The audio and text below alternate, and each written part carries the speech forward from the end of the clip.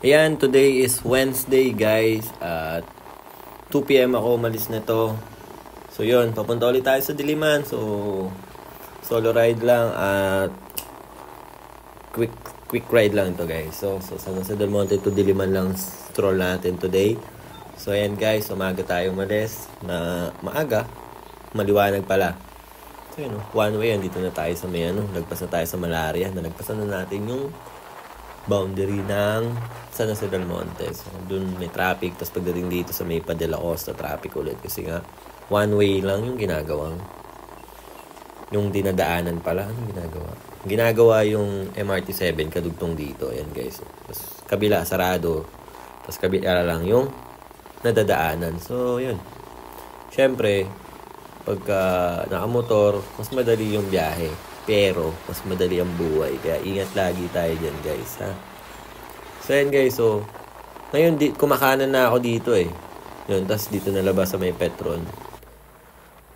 Nung nakaraan, madaling araw yan. Doon talaga ako dumadaan. Tapos ngayon, doon na rin ako dumadaan. Iniwasan ko na yun. Kasi nga, may masikip yung pasukan doon guys eh. So yan, nandito na nga tayo sa De La Costa. Kung mapansin nyo, ano lang yung mga motovlog natin, puro short ride lang talaga. So, kasi nga, ito yung, dito tayo nagtitrabaho eh, sa Diliman. So, yan. So, minsan naman, pagka-tournament or may games, yan. Sa Alabang, minsan sa Pasig, yan.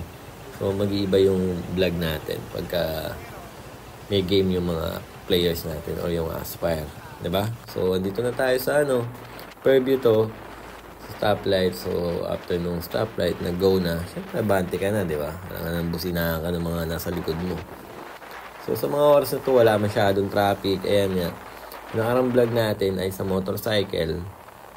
Tayo dapat. So, siyempre, dapat nung ka. Kasi sa mga oras na yun, may mga nanghuli. Nung dami nanghuli sa gilid, di ba? So, yung nakaraan, talagang kakahulihan lagi. Kasi iba, nagmamadali, hindi nila napapansin may nanghuli. So yun, ito, hindi pa rin yan nalalagay ng spalto. Delikado talaga yun. Kaya ingat tayo doon guys, ha. So yun. Mga takbo ako lang dito ay 60 to 70 lang. Kasi nga, bihira talaga ako maghatao pag ganun. Tapos, matanda na rin to si Viperox.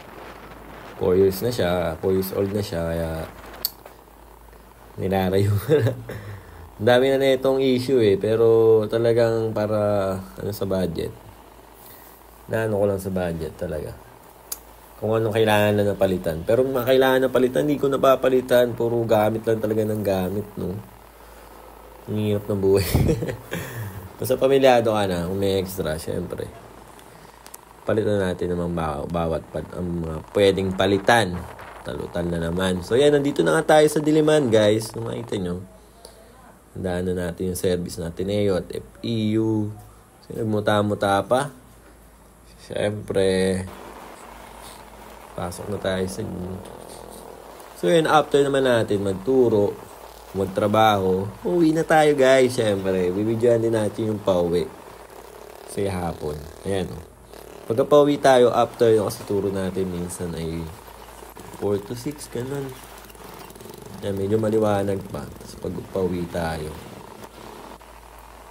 nadaan tayo dun sa lagi yung kinakainan na siomai, karton. Kung tawagin ba yun? Yun ba yun? Pero masarap siya guys eh. Comment dyan kung nakakain kayo dito. Sa tabi lang din to ng Alsada. Fairview lang din to guys. Tapat ng KTM siya pumapwesto eh. Shop ng KTM. Mabilis mo maubos kasi yung 20 sulit na eh. So yun guys, so andito na nga tayo at magpo-food trip muna tayo guys. So bago tayo sumibag kasi nga pag galing sa trabaho, syempre merienda ka naman minsan, di ba?